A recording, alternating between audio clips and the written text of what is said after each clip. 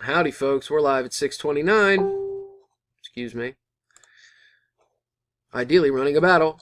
Matt's Winner's Choice battle for a hollow tuber or a complete A-Wing pilot with the right blaster. Tough get nowadays. I got 39 spots. In fact, I don't know if there was ever a time when that blaster was easy to get. I'm going to copy our 39 spots and take them over to random to find our winner. There they are, 1 through 39. Going to roll the dice. Got to get at least a 5. We did. We got a 7. We're locked in, guys. Good luck to you. Gene, round 1. Christopher, 2 and 3.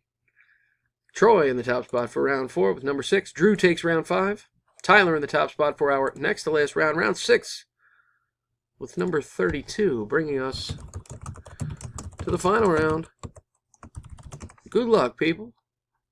Here we go. A nice choice to have to make here on a Thursday night. And our winner is Troy Pitts. And at number 17, congrats, Troy.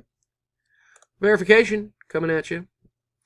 HQRMZP. Troy Pitts in at number 17, is the champ of Matt's Winner's Choice. And I am done just as the clock turns to 6:31 p.m.